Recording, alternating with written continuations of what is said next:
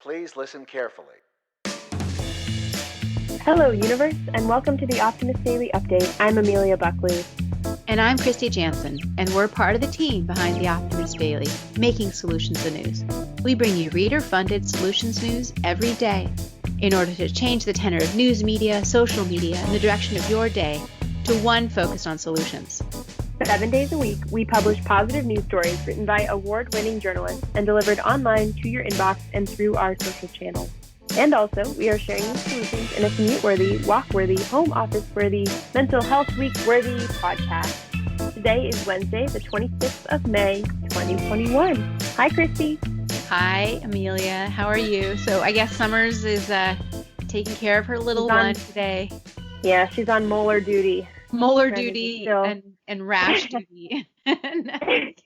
Taken down by a 2-year-old. It's one of those days at the Optimist Daily. She's dealing with Brennan. I have 2 clogged toilets in my home and have had to call the plumber. We've been all over the place.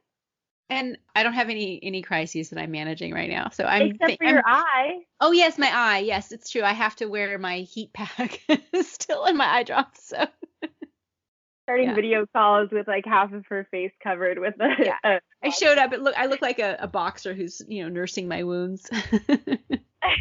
We're embracing the work-life cohesion here. Exactly. Well, and do we have any cats dancing in our keyboards today? You don't have a cat in your house. I am cat-free and on my end. Thank goodness. Yeah, Kaylee, her cat dropped water on her keyboard the other day, so that was another little calamity we had at the Optimist Daily. I was talking about, like, with my husband, like, who's responsible for that when your cat pours water, your home cat pours water on your office keyboard? And I think that might have even been her roommate's cat. Oh, okay. It was. I think it was. Yesterday. And so this happened last week. Yeah. Who pays for the repair? Might be a 50-50 situation. I don't know. Yeah. But this one was a small one, but what if the computer had been destroyed? Anyway, it's going to be one of those things that will be worked out in the new work reality once we know. It's a good debate for like a college ethics class. Okay. Yeah. I actually did have one of my roommates had a similar situation. No cat, but she was in a coffee shop and had her coffee was on the table. Somebody else bumped into the table and knocked the coffee onto her computer. And so it was a very similar dynamic where I think they ended up going 50-50 on it. I'm pretty sure, but it was the same situation. I think it was like a couple $100 in repairs and they split it. So it wasn't too tough. But yeah, the whole computer would be hard to figure out. That's a lot of money. Anyway, it's just sort of a funny thing to think about and how we're going to manage these things. And on the one hand, the company's saving money by not having to create an office space for her because she's working remotely. On the other hand, we've got cat water keyboards. Got cat water keyboard situation. And what if the dog ate your homework? Exactly. Well, speaking of remote and distributed workforces, let me start with my headline today, because it's really, to me, a symbol of the whole new paradigm shift that we're moving towards, away from the centralized single location towards a distributed network of workers or of power sources, right? The headline that I'm focusing on today reads, Vermont utility partners with personal power walls to boost grid resilience. And what they're really talking about is something called a virtual power plant or a distributed energy resource, which typically will be able to incorporate renewables like rooftop solar, more specifically rooftop solar with backed up by battery storage, into a wider grid to support an entire region. And so we have this technology. It's just a little bit too expensive right now on a behind the meter level to just install batteries in your home as a place to store excess solar from rooftop solar. But this is really the next step in a green energy future. And until we find a way to finance it, and a lot of different states and a lot of different utilities, a lot of different areas in the country are working on this. But Green Mountain Power in Vermont is really the forefront of these ideas on how to incorporate distributed energy and help it be mobilized into the grid to meet diverse grid needs of their customers.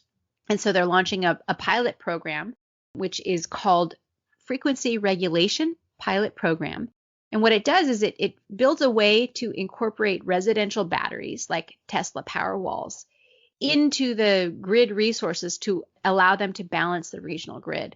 And essentially, they're installing smart grid devices that will help to be able to instantly turn on and off the access to those batteries to provide unused Powerwall energy to other households and distribute it over the grid. And in turn, the owners of those battery resources will be rewarded with energy subsidies. So it's kind of like a net metering, but on a different level, and it helps to balance out. Instead of selling your excess renewable energy back to the utility company, which then absorbs it and redistributes it, it's essentially going directly from your house to another household in need. Is that what's happening? Well, it could, but it's still going into the grid. But instead of selling your excess solar into the grid, you're storing your excess solar in your home located battery. And then later on that night, you can use that energy. Or later on that night, any excess battery which is stored in your Powerwall can go back into the grid to balance out the load of your entire neighborhood. Interesting. So it's a win-win for people who have these batteries and for people who don't. Yeah. Because you can either store it for yourself or sell it back. Exactly. Because right now, it really does pencil out, at least here in California, to install solar, you can save a lot of money because you're using that energy. And so that does make sense. It pays for itself. But to installing the next level of resiliency, which is a residential battery, those are still very expensive. And you get a little bit of a tax credit, but you don't get paid for that excess energy. But if we're really going to fully absorb all these rooftop solar, these distributed energy resources, you need to have on-site battery storage, and you need to have a way of incorporating that into a more flexible grid. And that's what Green Mountain Power is starting to do with this power pilot program, the frequency regulation pilot program. And part of the issue is that the way that electricity flows and is managed needs to be really finely tuned. And hardly anybody really understands how it works. But these smart grid resources that are then installed behind the meter in individual homes can create these kind of virtual power plants where they're linking these different households to each other and to the wider grid to help balance out the entire load. So cool. And if we could do that, then we don't need to build new centralized power plants, because we can build it all in our homes, in our garages, in the apartment complexes, in the office buildings, just by adding those locally generated renewable energy resources and those locally fed, locally powered batteries. By doing that, we'll be able to generate and store significant amounts of power. So we don't need to build another nuclear power plant or another fossil fuel power plant to balance the load. And it's actually cheaper. And I'm sure you could invest in the equivalent of a large Powerwall, even for multiple households. Oh, absolutely. And have it be a collaborative investment. Exactly. So if you don't have a space, you don't have a house that can have a place, but maybe you have a corner where all of your solar can go and feed that battery bank, right? That could be an interesting solution. But thinking this way, it's a shift in thinking away from that centralized, controlled by the top idea to distributing the resources around the neighborhood and then helping to balance it and finding ways. It's kind of like the internet model as opposed to a television station. Mm-hmm. I like that analogy. Yeah, that's very true. And so there's a lot more autonomy and energy resilience with programs like this. Right. Yeah. So instead of having a stool with 3 legs and any one leg will take the whole thing out, you have a stool with 150 legs. And so if you're missing one leg, everything else can balance it out. Okay. Well, speaking of resilience, my story is not about energy resilience, but more about personal resilience. It's kind of an awkward transition, but it's very important. And I think that's important. I love the concept, because both things are so essential. Looking for resilience. We need our personal energy houses and then also ourselves.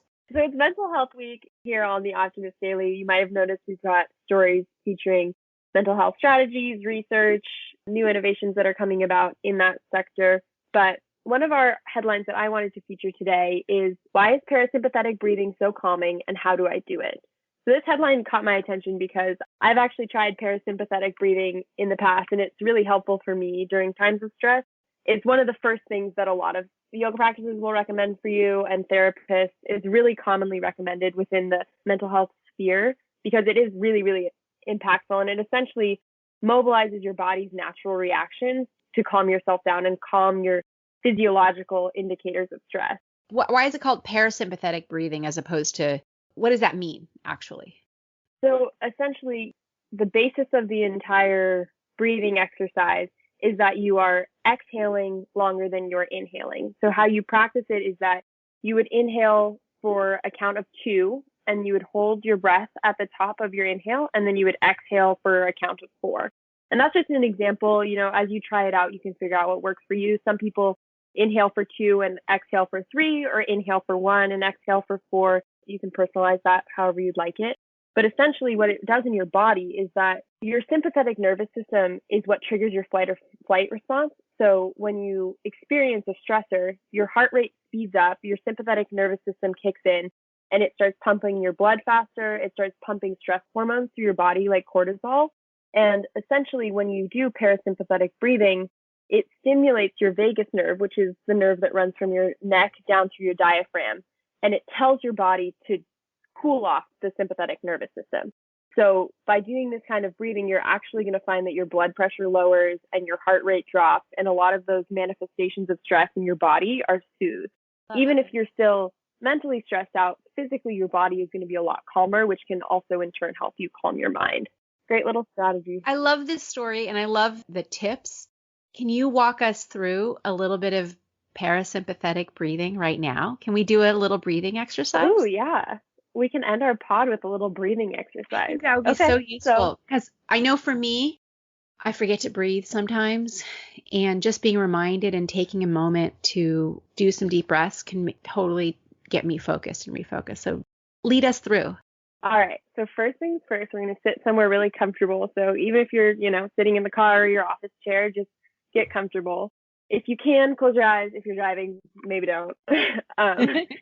And breathe with me. So we're going to inhale for a count of 1, 2, pause at the top for a count of 1, and then exhale 1, 2, 3, 4, and pause at the bottom, and then repeat that. So inhale 1, 2, hold, exhale 1, 2, 3, 4, and we'll do it one last time.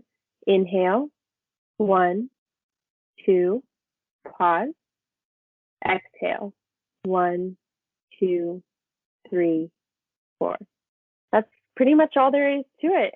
And you can set yourself a little timer and do it for like 5 minutes or even 2 minutes, whatever works for you in your day. But hopefully after going through that exercise, you feel a little bit more relaxed, a little calmer, a little more ready to deal with your day. I love it. That's a really peaceful way to end our podcast. I like it. I feel more grounded and more parasympathetically energized. Perfect. Okay, well, to all of you breathing with us out there, thank you for listening to the Optimist Daily Update. We promise to continue to share positive, solution-based stories with ideas on how you can participate in this changing world and ensure it is changed for the good. We promise to cover the current events with accuracy, legitimate sources, and offer you all the information you need to chart new paths for all of us. And since we didn't get to all of the headlines, please go on to theoptimistdaily.com and go check them out. And while you're there, if you're not already signed up as an emissary, well, first of all, sign up as a subscriber, and that would be wonderful. Think about rating us on whatever podcast platform you're using. We want to get more people listening. We want to raise us in the rankings. That would be great. Or if you want to support us in other ways, please consider becoming an emissary if you're not already from theoptimistdaily.com. And you can just join for $5 a month or more. You can help support reader-funded independent journalism that is the Optimist Daily, and be a part of the solution-changing consciousness that addresses our world's biggest challenges with a problem-solving mindset And you can help us keep the Optimist Daily free to the world and everybody who needs these stories and these tips on parasympathetic breathing, among other things. And be one of the supporters who helps us keep it out there and free. And that's it for today. Thanks, everybody, for listening. And we'll be back tomorrow with more solutions. Bye.